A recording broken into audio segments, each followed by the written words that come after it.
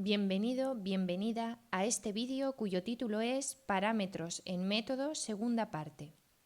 En este vídeo veremos la diferencia entre parámetros de entrada y variables locales de un método, así como la posibilidad de tener múltiples parámetros de entrada en un método.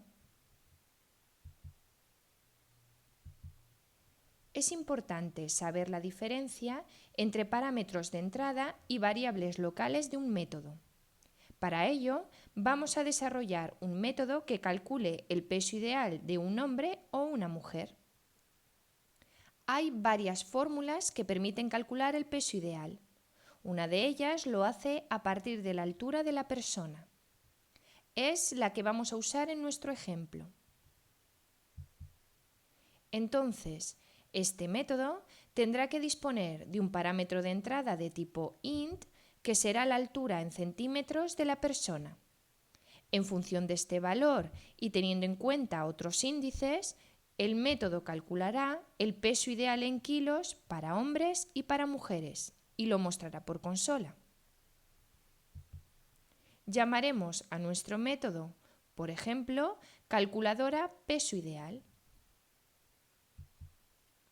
En pantalla puedes ver una posible definición del método. Vamos a analizarla. Dispone de un parámetro de entrada de tipo int denominado altura. Esta es la información que necesitamos para calcular el peso ideal de una persona. Usamos el parámetro de entrada altura en el bloque de código para realizar los cálculos del peso ideal según el sexo de la persona. Comprueba que hemos necesitado declarar dos variables locales, peso ideal hombre y peso ideal mujer, de tipo double, para almacenar los cálculos. Se denominan variables locales porque pueden usarse únicamente dentro del bloque de código del método. Recuerda que el ámbito de una variable es el bloque de código donde la variable puede usarse.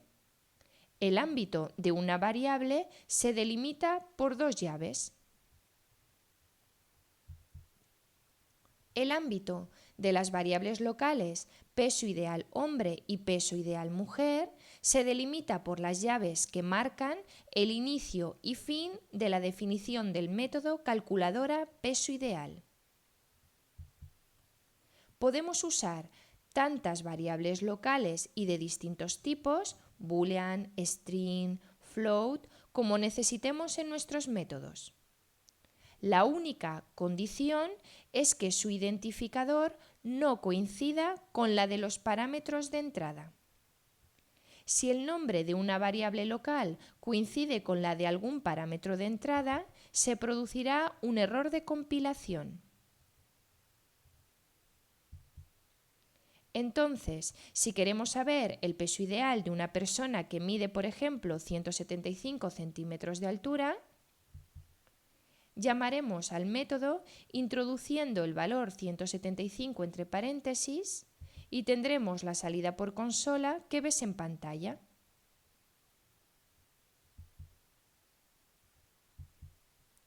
Supongamos ahora que tenemos que definir un método para averiguar si los pasajeros de un vuelo tienen que facturar o no el equipaje de mano que llevan. La compañía de vuelo establece los valores máximos de peso y dimensiones del equipaje que ves en pantalla. Si el equipaje de un pasajero supera alguno de estos valores, tendrá que facturarlo. Así, nuestro método se usará en el área de check-in del aeropuerto. Cuando llegue un pasajero, llamaremos a nuestro método introduciendo el peso y dimensiones de su equipaje de mano. Si las características del equipaje de mano no superan los máximos establecidos por la compañía, el método nos mostrará el mensaje conforme es un equipaje de mano válido. Pero si alguna de las características del equipaje de mano supera el máximo establecido por la compañía, como por ejemplo superando el peso máximo permitido, la llamada al método nos mostrará el mensaje conforme no es un equipaje de mano, sino que hay que facturarlo. Vamos a definir entonces el método Checking Cabin Bag, que dados el peso y las dimensiones de un equipaje, nos muestre el mensaje adecuado sobre si es válido como equipaje de mano o no. El peso y las dimensiones tendrán que ser parámetros de entrada del método. Todos ellos son valores numéricos que pueden ser decimales. Por esto, el tipo de dato escogido para todos ellos es float. En pantalla puedes ver una posible definición del método Checking Cabin Bag. Este método tiene 4 parámetros de entrada: el peso, la altura, la anchura y la profundidad del equipaje. Comprueba que en la declaración del método cada parámetro de entrada se declara con el tipo de dato, float en este ejemplo, y el nombre del parámetro. Y que cada parámetro se separa del anterior usando coma. Un método puede tener tantos parámetros de entrada como sean necesarios, como por ejemplo podríamos añadir otro parámetro priority de tipo boolean para indicar si el equipaje tiene prioridad por pertenecer a una persona que necesita asistencia. Nos vamos a quedar con estos 4 parámetros de entrada de momento. En cada llamada al método tendremos que especificar valor para estos 4 parámetros de entrada y en el orden en el que los hemos declarado en el método. El primer argumento vale 9,5, que se corresponde con el parámetro weight, peso. El segundo argumento, 55, se corresponde con el parámetro height, altura. El tercer argumento, 40, se corresponde con el parámetro width o ancho del equipaje. Y el cuarto y último argumento, 20, se corresponde con el parámetro depth o profundidad del equipaje. En el bloque de código del método hemos definido 4 variables locales: max height, max height, max width, max depth, para registrar los valores máximos permitidos por la compañía. Y la variable local de tipo boolean isCabinBag, donde almacenamos el resultado de comparar los valores de los parámetros de entrada con estos valores máximos. Esta variable será true si los valores de los parámetros de entrada son inferiores o iguales a los valores máximos permitidos por la compañía.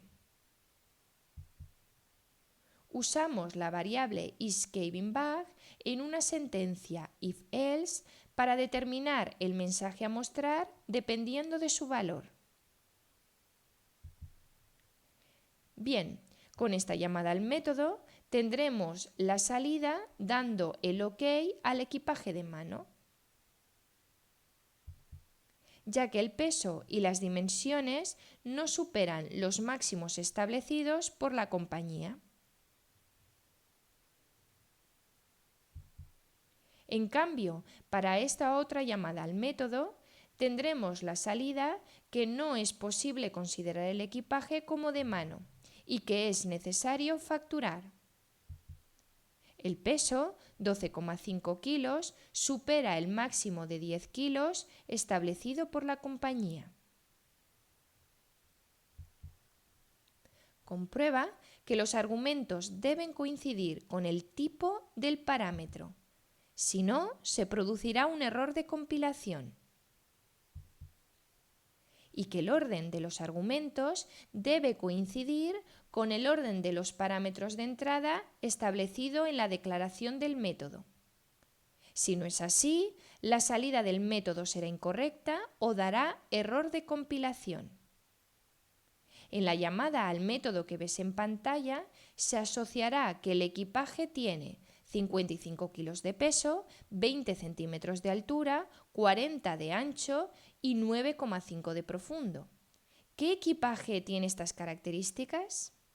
Es evidente que nos hemos equivocado en el orden de los argumentos en la llamada al método. Con esto acabamos la explicación sobre parámetros de entrada en métodos, segunda parte.